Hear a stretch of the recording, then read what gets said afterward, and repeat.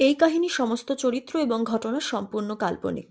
বাস্তবে জীবিত বা মৃত কোনো ব্যক্তি অথবা কোনো ঘটনার সাথে এর মিল থাকলে তা সম্পূর্ণ অনিচ্ছাকৃত এবং কাকতালীয়।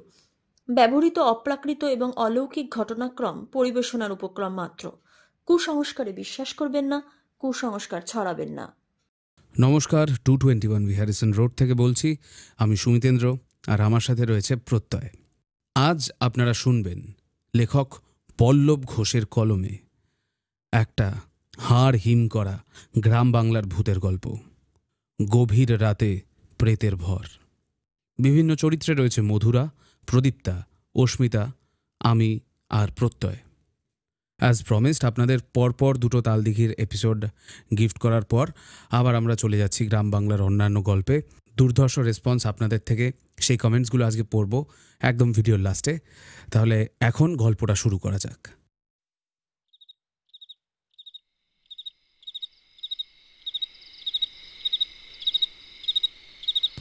ধুতির কোঁচড়ে ভেজা হাতটা মুছতে মুছতে হারাধন এসে দাঁড়ালো তার বউয়ের কাছে। তার বউ বিমলা নৈশাহারের শেষ গ্রাসটুকু মুখে নিয়ে চিবোতে চিবোতে আনমোনা ভাবে তাকিয়ে দরজার দিকে। তার আনমোনা ভাবটার কারণ রয়েছে বৈকি। স্বামীর মুদির দোকান চালিয়ে যা আয় হয় তা দিয়েই চলে তাদের তিনজনের সংসার। যদিও প্রথমে কিছু সমস্যা না হলেও ইদানিং কোনো কারণে হারাধনের মুদির ব্যবসায় ভাঁটা পড়েছে। গ্রামের নরোত্তম মহাজনের কাছে একটা সময় সে কিছু টাকা ধার করেছিল, তবে তাতেও কোনো লাভ হয়নি। ব্যবসায় বেশ ভাঁটা পড়েছে। অনেক দিন হয়ে গেলেও, সুদ বেড়ে গেলেও অবশ্য নরোত্তম মহাজন টাকার জন্য তাগাদা করেনি বটে, কিন্তু সেটা ফেরত তো দিতেই হবে। বাড়িতে রয়েছে হারাধনের স্ত্রী আর একমাত্র মেয়ে। মেয়েরও বয়স হচ্ছে, তাকেও পাত্রস্থ করতে হবে। কিন্তু টাকা পয়সা, ধার দেনার যা টানাটানি, তাতে করে কিভাবে যে সব কিছু করবে তাতেই যেন হারাধনের হতদরিদ্র কপালে দিবারাত্র দুশ্চিন্তার ভাঁজ ফেলেছে। বউয়ের উদ্দেশ্যে সে বলল, হ্যাঁ গো, মেয়েটা কোথায় গেল? সোমা তো ওই ন্যাপাদের বাড়ি গেছে গো। তোমাকে বললাম না সন্ধেবেলা ন্যাপার দিদি আর বোন এসেছে, ওখানেই একেবারে খাওয়া দাওয়া করে আসবে। ন্যাপার মা তো বলেই গেছিল। ও, তার রাত হচ্ছে, এবার তো বাড়ি চলে আসতে হবে নাকি? রাত বিরেতে একা একা অন্ধকারে আসবে? আরে না না, সে না রাস্তা চলে আসবে কোন, তুমিও তো ভেবো না তো। যাও একটু শুয়ে পড়ো গে, এমনিতেই সারাটা সময় যা ধকল যাচ্ছে তোমার ওপর দিয়ে। যাও যাও, এখন একটু শুয়ে পড়ো। আর কিছু না বলে বিছানা এসে শুয়ে পড়ে হারাধন। কপালে হাত রেখে চোখটা বুঝতেই যেন হাজারটা চিন্তা আবার অন্ধকারের মতো তাকে ঝেঁকে ধরল। ভাবতে ভাবতে চোখটা লেগে এসেছিল হারাধনের। এমন সময় একটা ডাকে তার ঘুম ঘুম ভাবটা এক ঝটকায় ভেঙে গেল। ডাক না বলে সেটা চিৎকার বলাই ভালো। ও হারুদা, আরে সব বোনাজ হয়ে গেছে গো। আরে ও হারুদা, আরে বলি তাড়াতাড়ি এসো। ডাকটা পাড়ার কমলের। আরে কি রে, এত রাতে কার কি? কিন্তু সে বেরিয়েই উঠোনে এসে দেখে কমল উঠোনে দাঁড়িয়ে থরথর করে কাঁপছে। সারা শরীর তার ঘেমে নে অস্থির হয়ে উঠেছে। বিমলা মুখে আঁচল চাপা দিয়ে হাউ হাউ করে কেঁদে উঠল।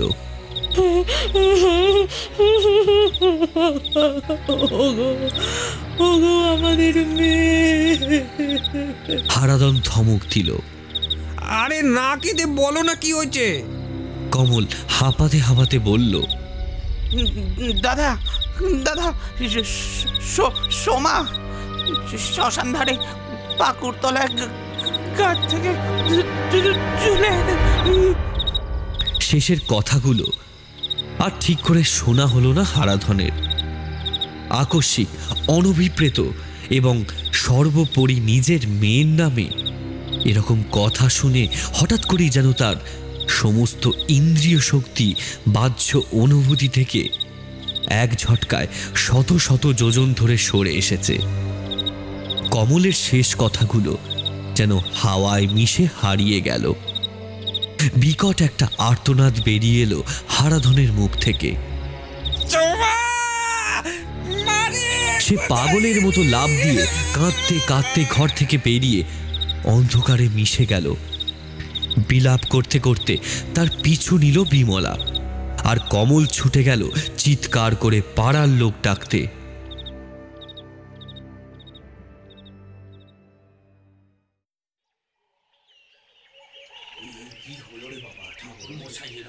গায়ের লোক যখন শ্মশান ধারের পুকুরতলায় এসে পৌঁছালো, তখন অবশ্য আর কিছুই করার নেই। মাটি থেকে প্রায় ১.৫ মানুষ উঁচু ডালটা থেকে গলায় ফাঁস লাগিয়ে ঝুলে আছে হতভাগ্য হারাধন আর বিমলার বছর ২২-এর একমাত্র মেয়ে সোমা।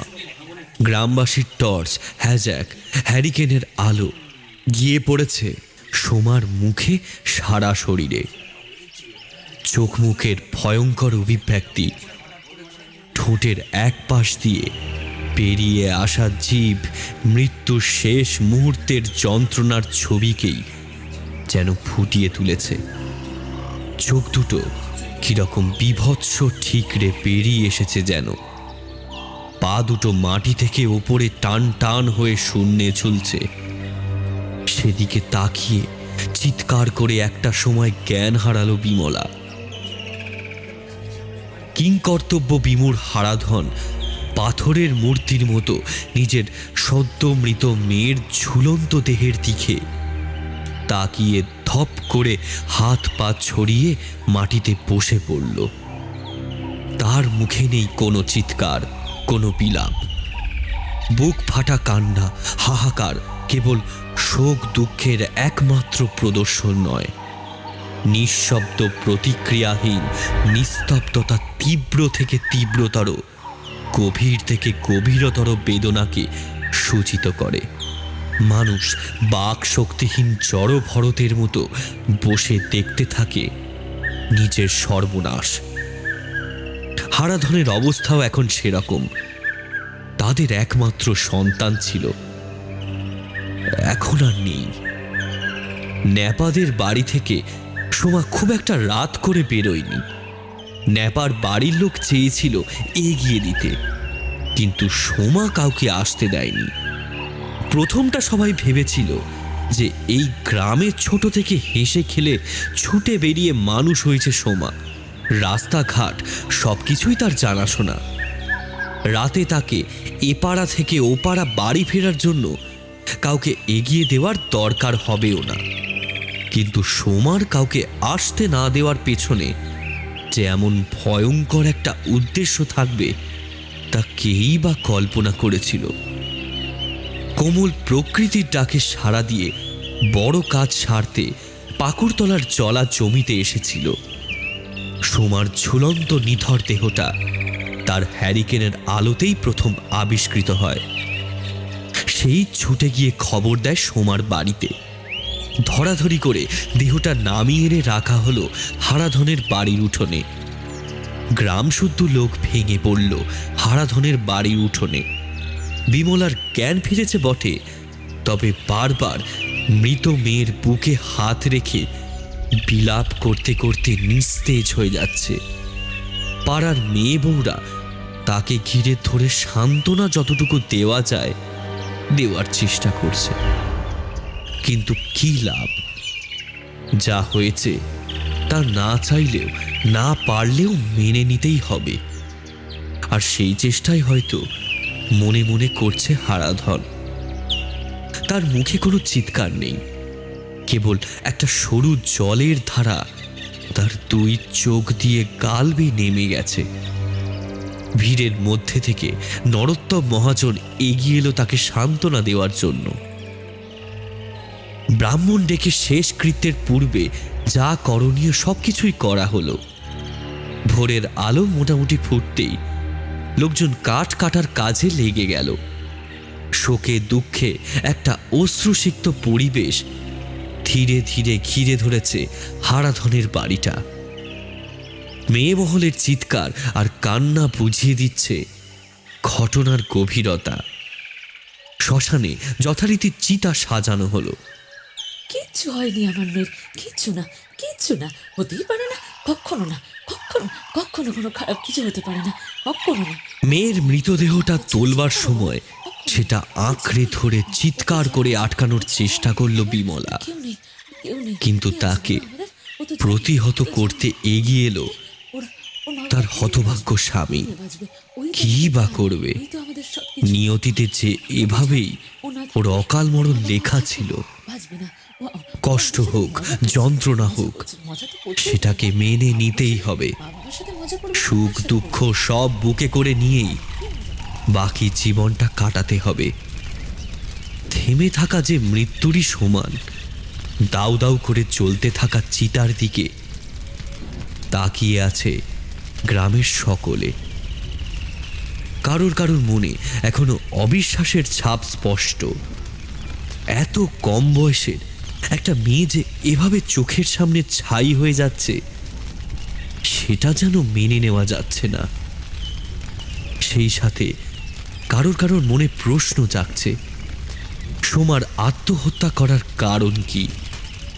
এই পরিস্থিতির সামনে দাঁড়িয়ে সেসব আলোচনা করা যায় না বটে, তবে তাই বলে যে প্রশ্ন কারোর মনে আসবে না তা তো হতেই পারে না।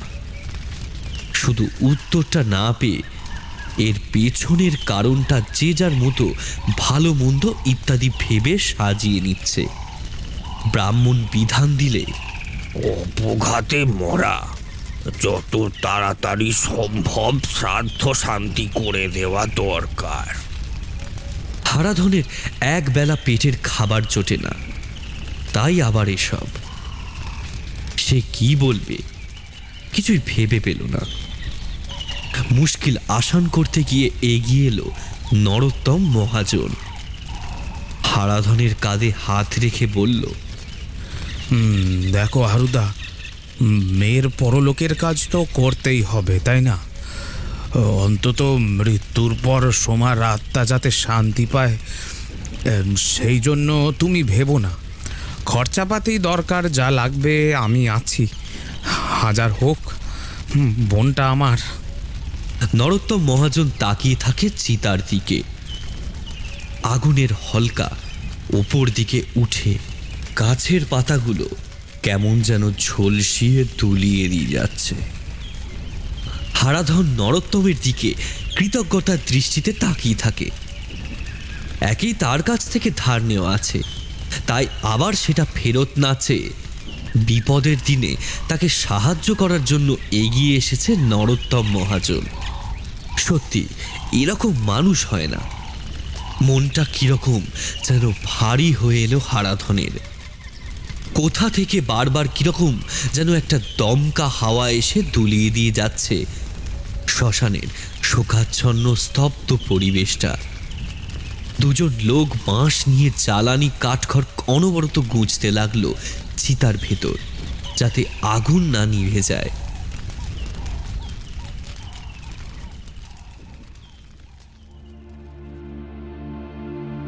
ধীরে ধীরে সময় কেটে গেল, দিন কেটে গেল। নরোত্তম মহাজনের সাহায্য নিয়ে হারাধন মেয়ের পরলৌকিক কাজকর্ম যা করণীয় সবকিছুই করল। একটা সময় শোক দুঃখ দূরে সরে সোমার আত্মহত্যা করার কারণটাই লোকের মুখে মুখে ঘুরতে লাগলো। এর পেছনে কি কারণ থাকতে পারে তা নিয়ে অনেকেই অনেক রকম মত পোষণ করতে লাগলো। এই ঘটনার পর থেকে হারাধনের স্ত্রী বিমলা খুব একটা ঘর থেকে বেরোতো না। হারাধনও বুকে যন্ত্রণা চেপে রেখে আবার নিজের কাজে মন দিল। গ্রামের একমাত্র 3 তলা পাকা বাড়িটা নরোত্তম মহাজনের। বাড়িতে রয়েছে স্ত্রী আর 2 জন কাজের বউ। নরোত্তমের কাঠের ব্যবসা বেশ বড়, আর সেই সাথে সুদের কারবারিও চালাচ্ছে পুরো দমে। এই গ্রামের একমাত্র টাকার কুমির এবং বলা বাহুল্য অঘোষিত প্রধান যে নরোত্তম মহাজনী, তা আর বলার অপেক্ষা রাখে না।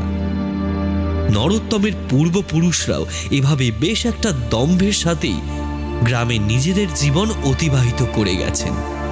তবে গ্রামে কারোর অর্থ সাহায্যের প্রয়োজন হলে এরাই চিরকাল পাশে থেকেছে, একটু চড়া হারে সুদ নিলেও টাকা ধার দিয়েছে।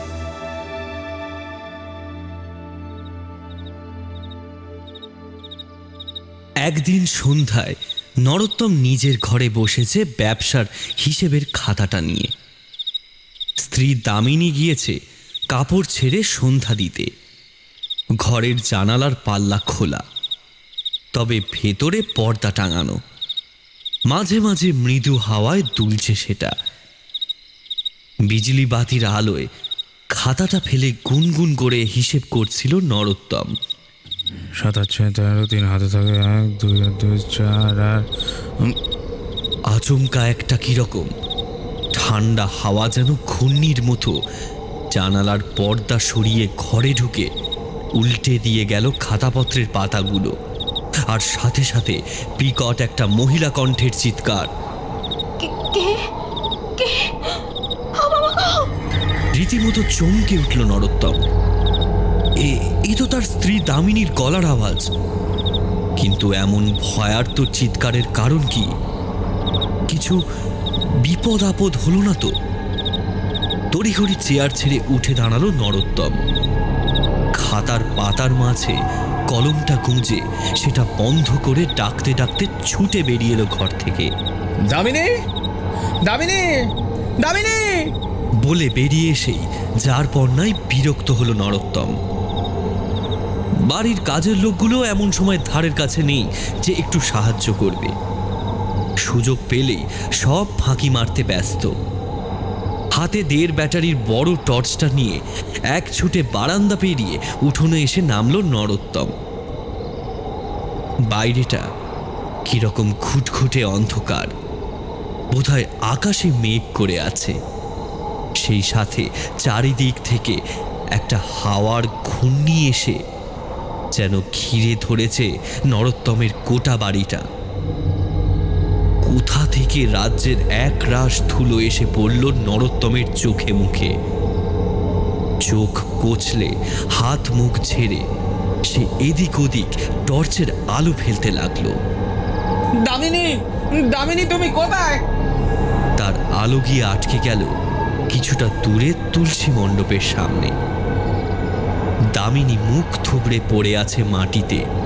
পুজোর থালা বাটি প্রদীপ সব এদিক ওদিক ছড়ানো।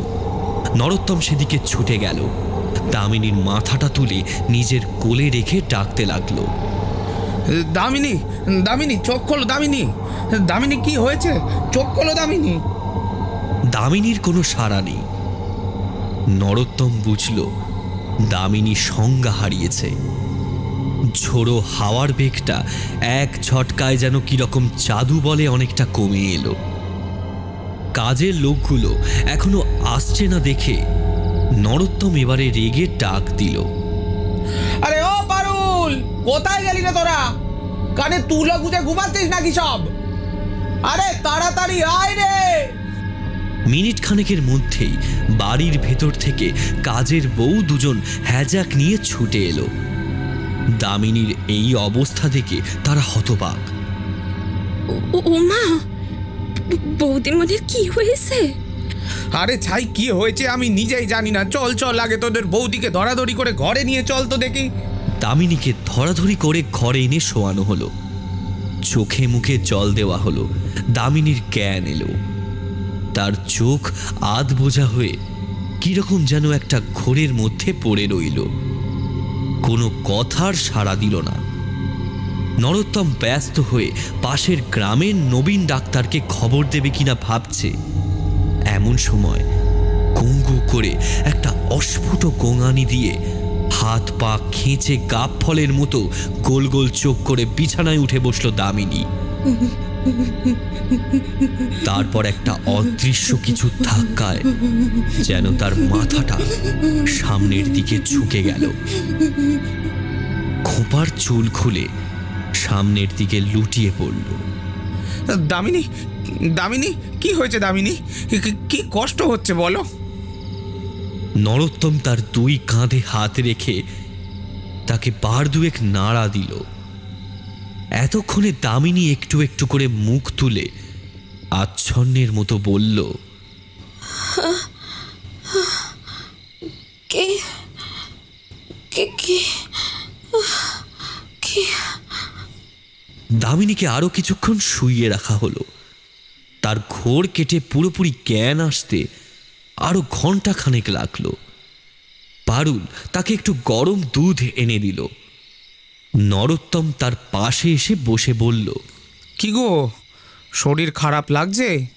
কি হয়েছে? না, ঠিক আছে, ঠিক আছে। তা ওভাবে মাথা ঘুরে পড়ে গেলে কি করে? দামিনী কিছুক্ষণ মাথায় হাত দিয়ে চুপ করে বসে রইল। তারপর একটা ঢোক গিলে কাঁপা কাঁপা গলায় বলল, ঠিক জানি না, সন্ধে দিয়ে শাঁখটা বাজাতে যাব, এমন সময় কানের কাছে ফিস ফিসিয়ে একটা গলার স্বর ভেসে এলো। কি বলছে বোঝার আগেই পেছন থেকে কার যেন ঠান্ডা দুটো হাত এসে চেপে ধরলো ঘাড়ের কাছটা, আর আর কেমন যেন গায়ের ওপর চাপ দিতে লাগলো। আমি আমি ভয়ে হাতকে উঠে জ্ঞান হারালাম। কি ঠান্ডা সে হাত, কি ভয়ঙ্কর! পারুল পাংশু মুখে পড়ল, ও কি কথা বৌদিমণি, এমন ভর সন্ধিবেলা কি সব অলক্ষণে কাণ্ড হইতেছে? এই বকিস নি তো! ধমক দিয়ে উঠল নরোত্তম। সব ঘরের ভেতর ঢুকে বসে আছে, আর এদিকে এমন ঝড় উঠলো, উফ, চোখে মুখে ধুলোবালি ঢুকে এসে যাতা। উফ! পারুল কর্তার ধমক শুনে একটু কুটিয়ে গিয়েছিল, কিন্তু নরোত্তমের মুখে ঝড় ওঠার কথা শুনে একটু সাহস করে বলল, আইকে থাইতা বাবু, ঝড় উঠলো কখন? জ্বর তো হয়নি কো। নরোত্তমের ভ্রু কুঁচকে গিয়েছে। সে বলল, না হয়নি। তা আমি কি ঠাট্টা মারছি নাকি এখানে? আইকে থাইতা বাবু, বিন্দি রান্নাঘরে ছিল, আমি সাথে গিয়েছিলাম কাপড় তুলতে। বিশ্বাস করুন, জ্বর হইলে তো আমি বুঝতে পারতুম। কই, এক ফোঁটাও তো গাছের পাতা নড়ছে বলে মনে হলো নিকো। প্রথমটা নরোত্তম রাগের চোটে ভেবেছিল বিন্দি পারুল দুজনকেই কাজ থেকে সেদিনই ছাড়িয়ে দেবে, কিন্তু আর ঝামেলা করল না। রাতে খাওয়া দাওয়া হলে শুয়ে শুয়ে ভাবতে লাগলো গোটা ব্যাপারটা। দামিনীর সাথে এমন কেই বা করবে? পারুল বিন্দি দুজনের কেউই কিছু শুনতে বা দেখতে পেল না, অথচ সে স্পষ্ট দেখেছে ঝড় উঠতে। ধুলোবালি উড়ে এসে তার চোখে মুখে পড়েছে। তাহলে কোনো সদুত্তর পেল না নরোত্তম।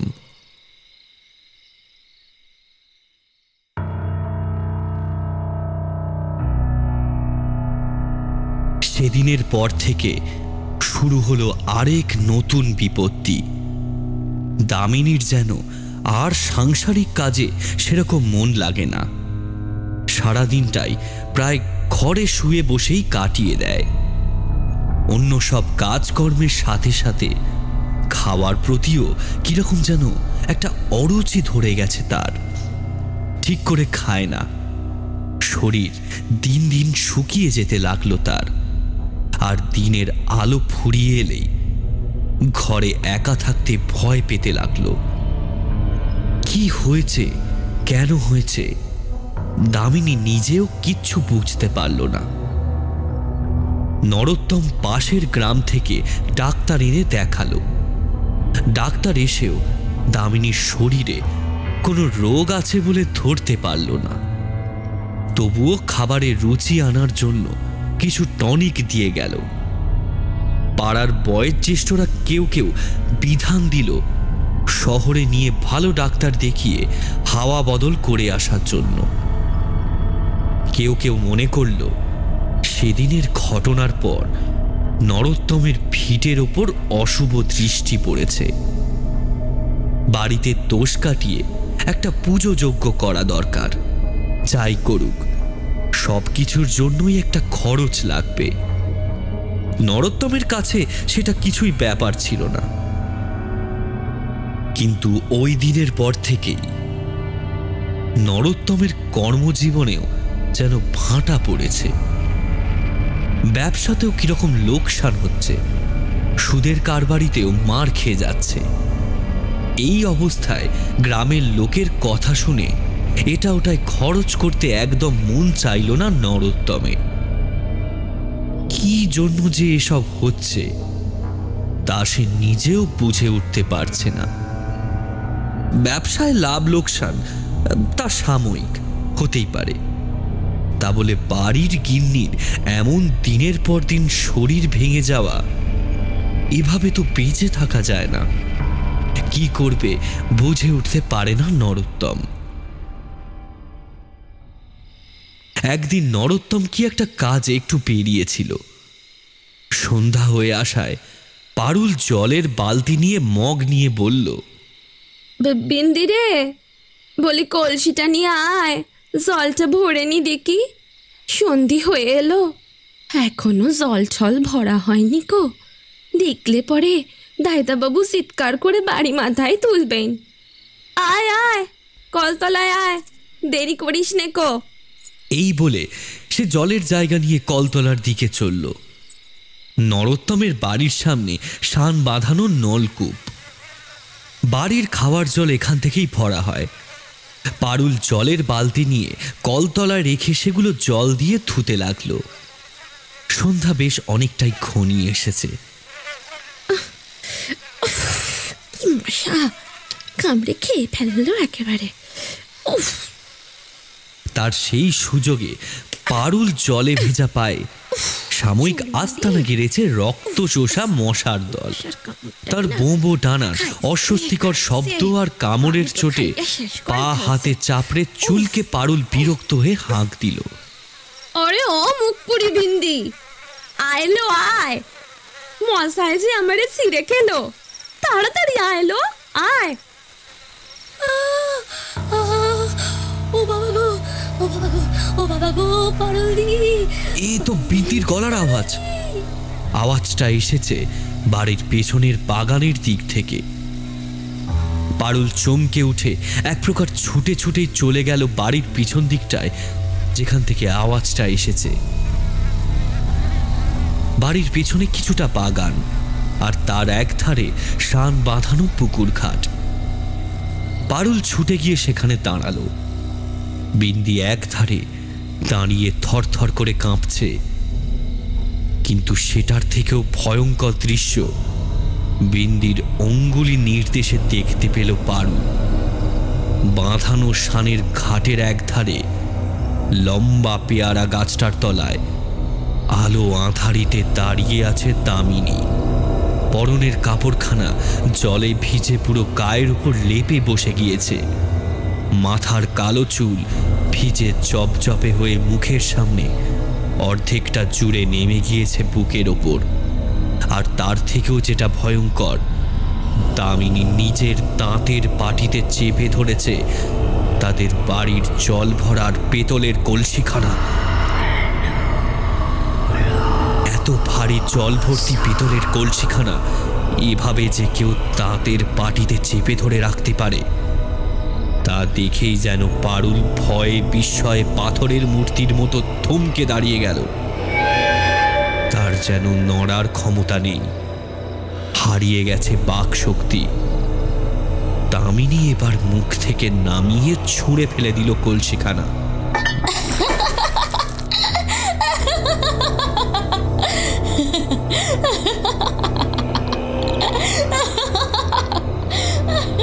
তারপর একটা অপার্থিব পৈশাচিক অট্টহাসিতে ভরিয়ে তুলল চারপাশের পরিবেশ। সেই হাসির শব্দে এই সন্ধ্যার আলো ছায়াতে বুকের রক্ত হিম হয়ে আসে। ততক্ষণে বিন্দির চিৎকারে পাড়ার মেয়ে বউ লোকেরা এসে জড়ো হয়েছে নরোত্তমের বাড়ির পেছনের বাগানে। তাদের চোখের সামনে আলো আঁধারিতে পুকুর ধারে দেহধারী প্রেতের মতো দাঁড়িয়ে রয়েছে দামিনী, আর অস্বাভাবিক রকম ঘাড় মাথা তুলিয়ে হেসে চলেছে সেই বিকট পৈশাচিক হাসি। ততক্ষণে ভিড়ের মধ্যে একটা চাপা হই হই শুরু হয়ে গেছে। মেয়ে বউরা এতজন থাকতেও কেউ এগিয়ে যেতে সাহস করল না। উল্টে তারা বাকিদের বলতে লাগলো, কেউ যেও দেখো, কাছে যেও দেখো। আরে মহাজনের গিন্নিকে পিষে ধরেছে, নির্দেশ মতো বালতি, ঘটি, বাটি, কলসি যে যা পেল তাই দিয়ে জল এনে ঢালতে লাগলো দামিনীর ওপর। একটা সময় হাসি থামিয়ে সে লুটিয়ে পড়ল মাটির ওপর। বিদ্যুতের শক খাওয়ার মতোই মাটিতে পড়ে তীর তীর করে কাঁপতে লাগলো সে, আর তার মুখ দিয়ে অনবরত বেরিয়ে আসতে লাগলো একটা অস্ফুট গোঙানি। ফাঁপা বাঁশের গায়ে হাওয়া খেলে যে শব্দ হয়, অনেকটা সেরকম। ধীরে ধীরে হাত পা ছড়িয়ে মাটির উপর উঠে বসল দামিনী। মেয়ে বউদের মধ্যে বয়স্ক গোছের দু একজন বলে উঠল, অমন করছিস কেন গো? কি রে, কি হয়েছে? কি রে, কি হয়েছে তোর? জেঠিমা দেখতে পাচ্ছনি? ভূতে ধরেছে গো। কিন্তু সব আলোচনায় দামিনীর থেকে তফাৎ রেখে একটু দূরে দাঁড়িয়ে, তার কাছে যেতে কেউ সাহস করছে না। এদিকে মাটিতে হাত পা ছড়িয়ে বসে কেবলই পাগলের মতো মাথা দুলিয়ে খিলখিলিয়ে বিকট হেসে চলেছে দামিনী। ততক্ষণে নরোত্তম এসে পড়েছে। স্ত্রীর এমন অবস্থা দেখে সে দিকবিদিক জ্ঞান শূন্য হয়ে ছুটে পাগলের মতো জড়িয়ে ধরতে গেল দামিনীকে, কিন্তু তার আগেই তাকে গ্রামের লোকেরা রুখে দিয়েছে।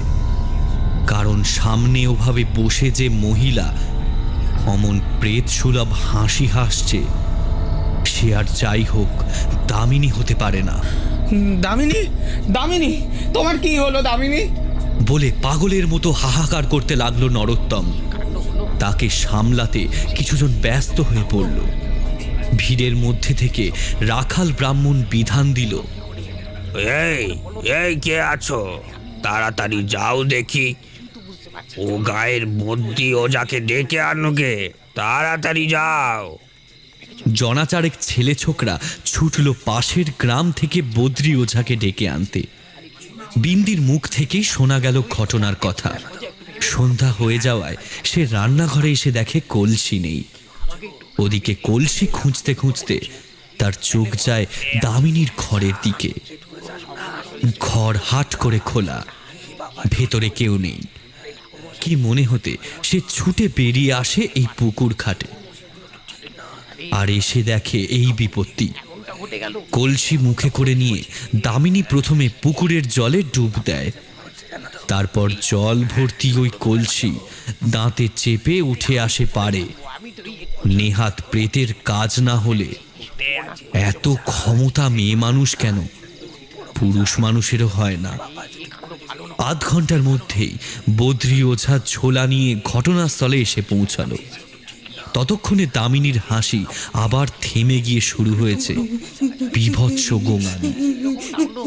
বদ্রি ওঝা নির্দেশ দিল, এই ঝটপট ওর হাত পা বেঁধে দাও, জায়গাটা ফাঁকা করো তাড়াতাড়ি, আর আমাকে এক মুঠো সর্ষে জোগাড় করে দাও দেখি। যুদ্ধকালীন তৎপরতায় কাজ শুরু হলো। দামিনীর পা দুটো জোড়া করে বেঁধে হাত দুটোকে পিচ মোড়া করে বেঁধে দেওয়া হলো পেয়ারা গাছের গুড়ির সাথে। ধীরে ধীরে ভিড় আরো বাড়তে শুরু করেছে। রোমাঞ্চকর এমন একটা ঘটনার সাক্ষী থাকতে গ্রামের আবাল বৃদ্ধ বনিতা সকলেই এসে জড়ো হয়েছে নরোত্তমের বাগানে। হ্যাজাক হ্যারিকেনের টর্চ লণ্ঠনের আলোয় ততক্ষণে গোটা জায়গাটা আলোকিত হয়ে উঠেছে। গোটা জায়গাটা অর্ধবৃত্তের মতো ঘিরে দাঁড়িয়েছে সকলে। সকলের চোখে মুখে ভয় বিস্ময় মেশানো একটা অদ্ভুত অনুভূতি। বৃত্ত কেন্দ্রে কিছুক্ষণের মধ্যেই শুরু হয়ে গেল সব সরঞ্জাম নিয়ে বদ্রির খেলা। সার্কাসের পশুর মতোই অসহায় দামিনী এখন যেন সকলের নজরের কেন্দ্র। একটা মালসার মধ্যে শিকড় বাকড় পাতার গুঁড়ো মিশিয়ে তাতে অগ্নি সংযোগ করল বদ্রী ওঝা। তারপর দুর্বোধ্য ভাষায় কি এক মন্ত্র আওড়াতে আওড়াতে কিছুটা সর্ষে ছড়ালো আগুনের ওপর, আর বাকিটা ছুঁড়ে দিল দামিনীর গায়ে। নেতিয়ে পড়া দামিনীর গায়ে সেটা পড়তে কিরকম যেন শটান শির দ্বারা খাড়া করে বসলো সে।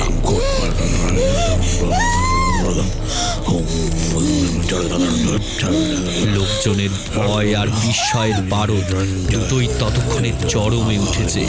সকলের মনে একটাই প্রশ্ন, এরপর কি হবে? বদ্রী ওঝা এবার দামিনীর কিছুটা সামনে গেল, আর পোক্ত জাদুকরের মতো হাতের আঙুলগুলো নিয়ে এদিক ওদিক নাড়তে লাগলো। দামিনীও মাথা হেঁট করে সেই ছন্দে মিলিয়ে মিলিয়ে মাথা দোলাতে লাগলো, যেন তার ভেজা ঘন কালো চুলগুলো অদৃশ্য সুতোয় বাঁধা আছে বদ্রীর আঙুলের সাথে।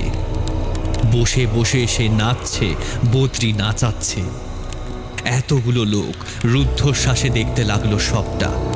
কেবল বদ্রীর মন্ত্র আওড়ানো মালসায় আগুনের ভেতর কি সব পোড়ার ফুটফাট শব্দ আর পোড়া গন্ধ ছাড়া আর কোনো শব্দ নেই, গন্ধ নেই। শুধু রয়েছে কেবল উত্তেজনার শীর্ষে ওঠা পারদ। গ্রামবাসী তো কোন ছাড়, আঁধারে ঢাকা গোটা প্রকৃতি যেন থমকে দাঁড়িয়েছে এখানে, এই নরোত্তমের বাড়িতে, যেখানে আজ মানব সমাজের নাট্যমঞ্চে বিশ্বাস অবিশ্বাস অলৌকিক সবকিছুর প্রতিদ্বন্দ্বিতার খেলায় মেতেছে বদ্রী ওঝা আর দামিনী। না, দামিনীর দেহধারী অদৃশ্য এক প্রেত। এবার একটা অদ্ভুত কাণ্ড ঘটল। বদ্রী ওঝা কিছুটা কাঁচা হলুদ আগুনে ঝলছে, সেটা যেই না দামিনীর সামনে ধরতে যাবে, এমন সময় দামিনী হঠাৎ অজ্ঞান হয়ে মাটিতে লুটিয়ে পড়ল।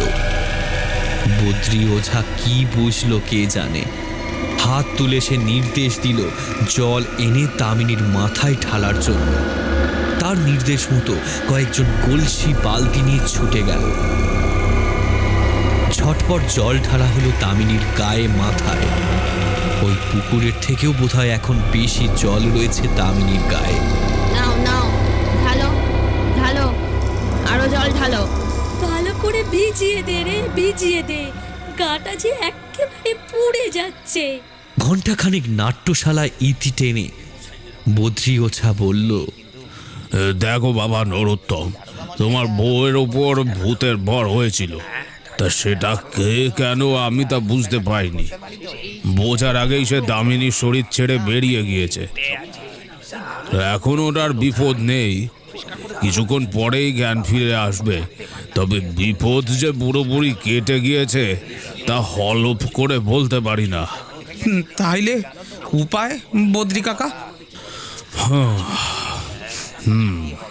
দেখো, যে আত্মা একবার তোমার বউয়ের শরীর ধরেছে সে সহজে ছাড়বে বলে তো মনে হয় না। তবে হ্যাঁ, এই বলে সে পোঁটলার ভেতর হাতড়ে হাতড়ে বের করে আনলো একখানা তাবিজ।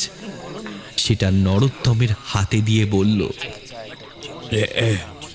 এই না, এটা দামিনীকে বড় কালো সুতো দিয়ে হাড়ের মতো করে গলায় পরিয়ে রাখো। আজ অমাবস্যা, আসছে পূর্ণিমা তিথি অবধি এটা রাখবে। তারপর আমি এসে যা করার করব। তবে মনে রেখো, যতক্ষণ এটা ওর গলায় থাকবে ওর কোনো ক্ষতি হবে না, কোনো দূরত্বা ওকে ছুঁতেও পারবে না। এটা খুললেই বিপদ, বিশেষ করে সূর্যি ডোবার পরে তো একেবারেই নয়। উত্তেজনার পারদ আবার নামিয়ে এক এক করে সকলে ঘরে ফিরল। দামিনীকে ধরাধরি করে ঘরে নিয়ে নতুন কাপড় পরে বিছানায় শুইয়ে দেওয়া হলো। তার তখনও জ্ঞান আসেনি। তাবিজখানা বড় সুতো দিয়ে তার গলায় বেঁধে দিল নরোত্তম।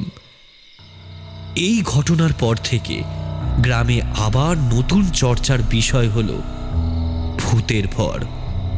অনেকে আবার এমন মত পোষণ করল যে হারাধনের মেয়ে সোমাকে নাকি শ্মশানে দিয়ে আসার সময় ওই ভূতেই ঘাড় মোটকে মেরেছিল, তারপর টাঙিয়ে দিয়েছিল পাকুর গাছের ডালে।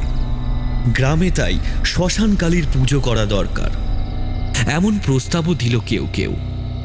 তবে এদিকে যে বদ্রী ওঝার তাবিজ ভালোই কাজ দিয়েছে তা বেশ ভালোই বুঝতে পারছিল নরোত্তম। দামিনীও ধীরে ধীরে অনেকটাই সুস্থ হয়ে উঠছিল, খাওয়া দাওয়া কাজকর্মে মন দিচ্ছিল। ঘটনার ভয়াবহতাও থেকে থেকে অনেকটাই কমে এলো।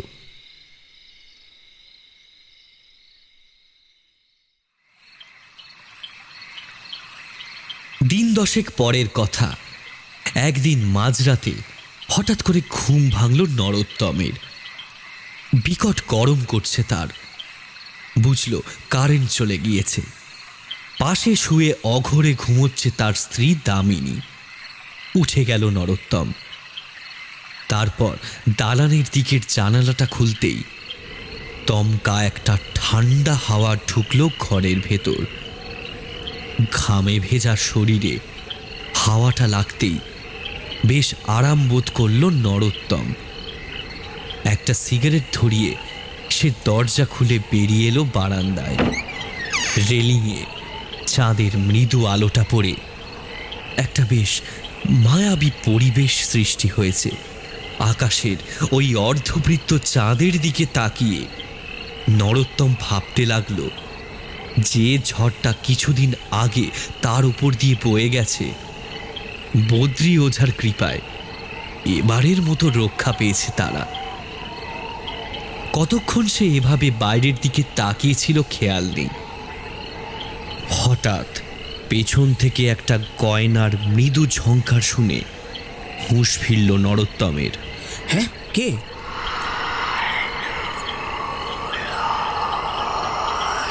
সে পেছন দিকে ঘুরে তাকালো। আলো ছায়ায় গা মিশিয়ে এলোমেলো চুলে দাঁড়িয়ে রয়েছে তার স্ত্রী দামিনী। ও, তুমি? তা গরমে ঘুম হচ্ছে না বুঝি? নরোত্তম কথাগুলো যেন হাওয়ায় বলল। দামিনীকে দেখে মনে হলো না, সে কথাগুলো শুনতে পেয়েছে বলে। কোনো প্রত্যুত্তর নেই। নিষ্পলক দৃষ্টিতে সে তাকিয়ে রয়েছে নরোত্তমের দিকে।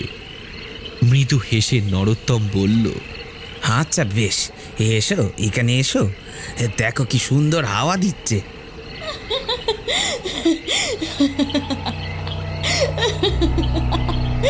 এই বলে সে আবার বাইরের দিকে ঘুরে দাঁড়িয়েছে। এমন সময় একটা খিলখিল অপার্থিব হাসিতে তার সারা শরীরের লোম যেন খাড়া হয়ে উঠল। সে আবার ঘুরে তাকালো। এ হাসির উৎস দামিনী। নিজেকে সামলে নিয়ে নরোত্তম বলল, এত রাত বিরেতে আবার কি মস্করা শুরু করলে? হ্যাঁ, এসো এসো, এখানে এসো দেখি। মস্করা? তাই নাকি?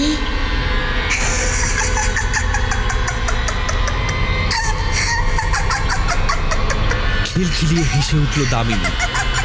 নরোত্তম গোল গোল চোখ করে হতবুদ্ধির মতো সেদিকে তাকিয়ে রইল। এই গলার স্বর দামিনীর নয়, এমনকি এরকম ভাঙা ভাঙা চাপা গলার স্বর কোনো মানুষের তো হতেই পারে না।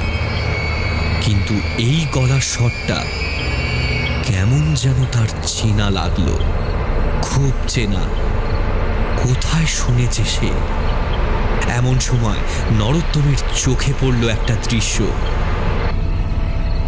চাঁদের মায়াবী আলোটা প্রতিফলিত হয়েছে দামিনীর উন্মুক্ত গলা ও বুকের ওপরের কিছুটা অংশ জুড়ে। আর সেখানে সেই সুতোয় বাঁধা তাবিজটা নেই। শির দাঁড়াবে একটা ঠান্ডা স্রোত বয়ে গেল নরোত্তমের ভেতর থেকে। একটা ভয় উঠে এসে যেন দলা পাকিয়ে আটকে গেল তার গলায়। গরমে অস্বস্তি হওয়ার জন্য হয়তো তাবিজটা খুলে রেখে শুয়েছিল দামিনী, সেটা সে খেয়াল করেনি। আর তাতেই বদ্রী ওঝার সেই ভয়টাই হয়তো আবার সত্যি হয়েছে। কাঁপা কাঁপা গলায় নরোত্তম বলল, কে তুমি? আমি কে?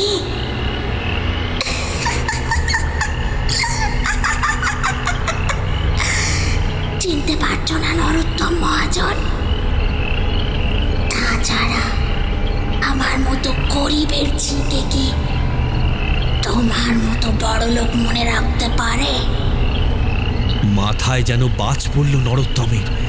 সোমা, হ্যাঁ, হারাধনের সেই মেয়ে সোমা, যে গলায় দড়ি দিয়ে ঝুলেছিল শ্মশানধারের পুকুর তলায়। আমি চলেছিলাম তাই নরোত্তম মহাজন, সেদিন রাতে কি হয়েছিল তার কেউ না জানুক, তুই আমি তো ভালোই জানি, তাই না? এতদিন ঢেকে থাকা অতীতের এক ভয়ঙ্কর সত্য ধীরে ধীরে ভেসে উঠল নরোত্তমের মনে। তার অবস্থা এখন জল ছাড়া মাছের মতোই। এক পা করে পিছিয়ে আস্তে আস্তে সে বলে, আমি কিছু করিনি, আমি কিছু করিনি, আমি কিছু করিনি, আমি কিছু করিনি। কিচ্ছু করিসনি, কিচ্ছু করিসনি তুই? সেদিন রাতে পাকুর তলায় আমাকে একা পেয়ে আমার সুযোগ নিতে কে এসেছিল? হ্যাঁ, আমাকে গলা টিপে মেরে গাছের ডালে কাপড়ের ফাঁস দিয়ে কে ঝুলিয়ে দিয়েছিল? নরোত্তমের পিঠ ঠেকে গেছে রেলিংয়ে। তার সারা শরীর ঘামে ভিজে চপচপ হয়ে উঠেছে।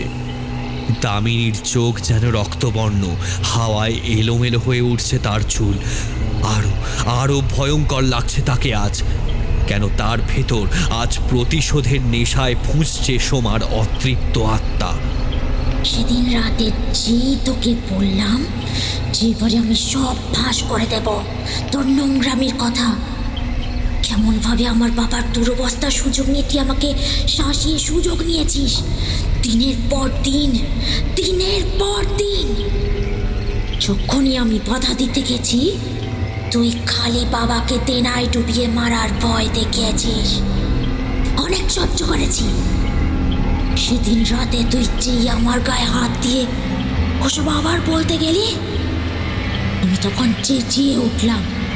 আমি যখন বললাম সেবার ছুটে গিয়ে সবাইকে সব বলে দেব, অমনি অমনি আমার গলা টিপে ঝুলিয়ে দিলি আমাকে।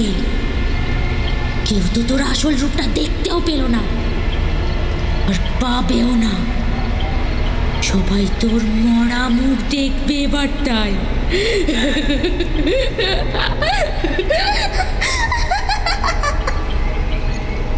নরোত্তমের গোটা বাড়িটা যেন থরথর করে কেঁপে উঠল। কেউ কি দেখতে পাচ্ছে না নরোত্তম মহাজনের বাড়ির দোতলায় রাতের আঁধারে ঘটা এমন একটা বীভৎস দৃশ্য? কেউ কি শুনতে পাচ্ছে না? হাঁটু মুড়ে মাটিতে বসে পড়ে নরোত্তম, কাঁদো কাঁদো গলায় বলল, আমাকে আমাকে ছেড়ে দে সোমা, আমাকে ছেড়ে দে সোমা, আমার ভুল হয়ে গেছে, আমাকে ছেড়ে দে, আমাকে ছেড়ে দে। ভুল হয়েছে? আমাকে দিনের পর দিন কুপ্রস্তাব দেওয়ার সময় মনে ছিল না তোর? আমাকে গলা টিপে মারার সময় মনে ছিল না? আবার টাকা দিয়ে আমার শ্রাদ্ধ শান্তি করে লোকের কাছে সাধু সেজেছিস। এসব কিছুর বদলা আমি নেবই। কেউ বাঁচাতে আসবে না নরোত্তম, কেউ না, কেউ না। কি করবে বুঝে উঠতে পারে না নরোত্তম। বাঁচার একটা শেষ চেষ্টা করে সে চিৎকার করে ওঠে, না না, আমাকে ছেড়ে দে সোমা, আমাকে ছেড়ে দে। নরোত্তমের শেষ কথাগুলো কেবলই একটা আর্তনা তার গোঙানি রূপে মিশে গেল বাতাসে, কারণ ততক্ষণে দামিনী রূপী সোমার হাত এসে চেপে ধরেছে পাষণ্ড নরোত্তমের গলা।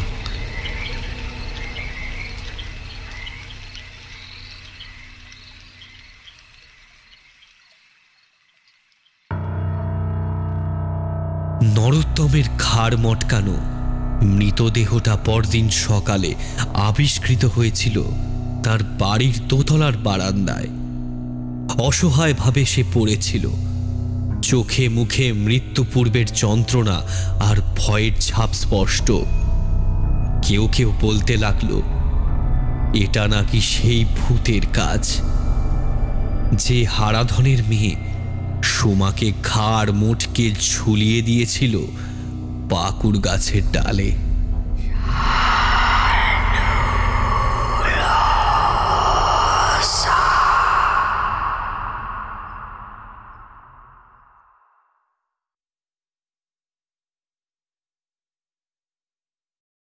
শেষ হলো পল্লব ঘোষের লেখা গভীর রাতে প্রেতের ভর। গল্পটা কেমন লাগলো কমেন্টসে জানান। আপনারা কোথা থেকে শুনছেন সেগুলো কমেন্টসে জানান। আমার কিন্তু এই গল্পটা পার্সোনালি খুব ভালো লেগেছে। মানে এত সুন্দর একটা অ্যাটমসফিয়ার সেট করেছে গল্পটা থ্রু আউট, যে খুব কোজি লেগেছে গল্পটা শোনার সময়। তো লাস্ট দুটো এপিসোডে সবাই যা যা কমেন্ট করেছেন সেগুলোর কিছু কিছু তো আজকে পড়বই। মানে দুর্ধর্ষ রেসপন্স পেয়েছি আপনাদের থেকে। তবে তার আগে যারা আমাদের ওয়ান টাইম অর্থ সাহায্য করে হেল্প করেছেন থ্রু সুপার থ্যাঙ্কস আর স্টিকার্স, তাদেরকে একটা বিশাল বড় শাউট আউট দিচ্ছি। সায়ন হালদার, জয়দীপ সিনহা, কৌস্তভ, আবার Joydeep Sinha, Nexus Nova, FP World, Sayan Dutta, thank you so much guys, তোমরা এইভাবে আমাদেরকে সাপোর্ট করার জন্য। এছাড়াও এবার কন্ট্রিবিউট করেছেন অনির্বাণ মিত্র 2022, তার কমেন্টটাও পড়ছি। আমি 221B হ্যারিসন রোডের একজন নিয়মিত শ্রোতা। বর্তমানে আমি আমার কাজের উদ্দেশ্যে সিডনিতে থাকি। যদিও আমি গ্রামে বড় হয়েছি, তাই আমি তালদিঘিকে আমার গ্রামের সাথে রিলেট করতে পারি আর আমার শৈশবের স্মৃতিচারণ করি। ওটার জন্য অসংখ্য ধন্যবাদ। আর আপনাকেও অসংখ্য ধন্যবাদ আমাদেরকে এইভাবে সাপোর্ট করার জন্য, একটা সুন্দর কমেন্ট করে একটা সুপার স্ক্রিনে। Thank you so much. এইভাবে কমেন্ট করবেন, তালদিঘি আসবে, গ্রাম বাংলা আসবে, এই নস্টালজিয়া, এই হারিয়ে যাওয়া স্মৃতিগুলোকে ফিরিয়ে আনাই আমাদের মূল উদ্দেশ্য। অঙ্কিতা চক্রবর্তী 6318 বলছে, বেশ কয়েকদিন পর আবার তালদিঘির গল্প। তবে এটা আমার কাছে গল্প না, এটা একটা কল্পনার জগৎ। চোখ বুঝলেই আমি যেখানে ঘুরতে চলে যেতে পারি। আজ যখন তালদিঘি শুনছি মনে হচ্ছিল আমি ওখানেরই এক বাসিন্দা। খুব ভালো লাগলো, ধন্যবাদ আপনাদের। আমি আমার সব বন্ধুকে বলেছি অন্য সব চ্যানেল একটু পাশে সরিয়ে এই চ্যানেলের গল্পগুলো শুনতে। Thank you so much, thank you so much. তালদিঘিটা আপনারা শুনে আপনাদের সাথে যতটা ইমোশনাল অ্যাটাচমেন্ট তৈরি হয় সেগুলো বোধহয় আর কোনো কন্টেন্ট দিয়ে আমরা করে উঠতে পারি না। মানে যাই হোক, তালদিঘিতে সবাই আমরাও নিজেরা এত সুন্দর করে কানেক্ট করি, কি বলবো। Thank you so much. আর এই অঙ্কিতার মতোই আমি সবাইকে রিকোয়েস্ট করবো যে আপনারাও একটু আপনাদের চেনা পরিচিত মহলে আমাদের গল্পগুলোকে একটু শেয়ার করুন, লোকজনদেরকে শোনান, ফিলিংটা ডেসক্রাইব করুন যে আমাদের গল্পটা শুনলে ঠিক কী ফিল হয়। আচ্ছা, আরও কিছু ইন্টারেস্টিং কমেন্টস পড়ছি। ডাক টিকিট 925, দাদা আমি সুরজিৎ, আমি একজন পলিটিক্যাল কার্টুন আর্টিস্ট। এখন ইলেকশনের টাইমে কাজের চাপ খুব বেশি, তাই রাতে বাড়ি ফিরতে লেট হয়। তখন ফাঁকা ট্রেনে তোমাদের গল্পগুলো আমার নতুন করে শুরু করার প্রাণ জোগায়। আর এই গল্পগুলো আমার ছবি আঁকারও সাথী। ভালো থেকো সবাই। মানে খুব সুন্দর একটা, খুব ইউনিক একটা প্রফেশনের কথা তুমি মেনশন করলে। এটা মোর দ্যান আ প্রফেশন, এটা একটা প্যাশন। তবে পারলে একটু শেয়ার করো, কেন আমি আর প্রত্যয় দুজনই এই পলিটিক্যাল এই ব্যাপারটা, এটা আমাদের একটা হবি আর কি। আমরা এগুলো নিয়ে নিজেদের মধ্যে চর্চা করি, ডিসকাস করি। তো তোমার কার্টুনসগুলো, তোমার ক্যারিকেচার্সগুলো যদি আমাদের সাথে শেয়ার করো খুব ভালো লাগবে। বরুণ বোধক 9841 বলছে, No words, absolutely no words. I'm amazed. What a production. Take a bow, team. Take a bow. I wish I can give a standing ovation. Thank you so much. What an ending. What an ending. What a way to bring an end to this episode. It was worth the wait, team. Thank you so much. এই গল্পটা তৈরি করার পিছনে অনেকের contribution রয়েছে। আর এই team বলে আপনি যাদেরকে উল্লেখ করলেন তার মধ্যে আমি রয়েছি, প্রত্যয় রয়েছে, অনিন্দিতারি রয়েছে, সুকান্ত রয়েছে, আর আমাদের সব ভয়েস আর্টিস্টরা রয়েছে যারা এই গল্পটার জন্য প্রাণ ঢেলে দিয়েছে। লিটারালি লোকজন ঘুরতে বেরিয়ে এসে ফিরে রেকর্ড করেছে, on demand over the phone call record করেছে। মানে আমি কি করে সবাইকে থ্যাংক ইউ বলবো। আজকে এই অ্যাপ্রিসিয়েশনটা পুরো সবাই ডিজার্ভ করে, স্টার্টিং ফ্রম সৌরভ, নীল, আদিত্য, শুভম, অস্মিতা, প্রদীপ্তা, মধুরা, মানে সবাই এক্সেলেন্ট কাজ করেছে। আর এই আপনার এই অ্যাপ্রিসিয়েশনটা, আপনার এই স্ট্যান্ডিং ওভেশনটা, এই গোটা গ্রুপটা, এই গোটা টিমটা ডিজার্ভ করে। আচ্ছা, আরেকটা কমেন্ট ওই তালদিঘির লাস্ট দুটো এপিসোড নিয়েই কোনো একটাতে পড়েছে। What a story, it felt like I was watching a movie, eagerly waiting for the next episode. While I was listening to this story, I felt like I was part of the group. ব্যাপক team, no words. I am quite sure some OTT platform will pick this up. সেইটার ব্যাপারে we are not quite sure, but দেখা যাক কী হয়। God knows what the future holds, but thank you so much. আচ্ছা, পরের কমেন্টটা করেছেন নেহা দাসগুপ্তা 5565। আমি ওনার কমেন্টগুলো ফলো করি, উনি প্রত্যেকটা গল্পেই প্রায় পারলে কমেন্ট করেন। Oh my garden, Taldighi is back, it was a long wait, thank you so much for taking so much pain to get back to Taldighi. Trust me, আজকে তোমাদের ফ্যানরা অনেক অনেক happy, because I know how happy I am. It was amazing, beautiful and lovely. You guys are the best, love and best wishes from Australia. Thank you so much দিদি, তোমার কমেন্টগুলো আমরা দুজনেই ফলো করি, মাঝে মধ্যে রিপ্লাইও করি। Thank you so much for your continued appreciation. পারলে এই সাপোর্টটা আমাদের সাথে রেখো, ভুলে যাও না আমাদের ভুল করে। Last but not the least, একটা খুব ইম্পর্ট্যান্ট আর খুব সিরিয়াস একটা কমেন্ট, কারণ আমি কমেন্টটা পড়ছি, আমি আলাদা করে নিজে থেকে কিছু বলছি না। শুভ্রা মণ্ডল 4473 বলছেন, আমার মা একজন ক্যান্সার পেশেন্ট, বর্তমানে আমরা বম্বে টাটা মেডিকেলে চিকিৎসা করাচ্ছি এবং আপনাদের সব গল্প এবং তালদিঘি খুব ভালো লাগে। আমি ও আমার মা আপনাদের চ্যানেলের নিয়মিত শ্রোতা, আপনাদের টিমের সকলের সুস্বাস্থ্য কামনা করি। হুগলি থেকে Subhra Mondal. Thank you so much Subhra. Hope তোমার মা খুব তাড়াতাড়ি রিকভার করে যায়, যদিও এই কথাটা বলাটা একটা ধৃষ্টতা, কারণ আমরা সিরিয়াসলি জানি না ওনার কন্ডিশনটা কী, but we sincerely hope she recover soon. May God bless her. তাহলে আজকের মতো আমরা এখানেই আড্ডাটা শেষ করছি। খুব তাড়াতাড়ি দেখা হচ্ছে পরের এপিসোডে। যারা তালদিঘি শোনেননি চটপট গিয়ে শুনে নিন। Bye bye.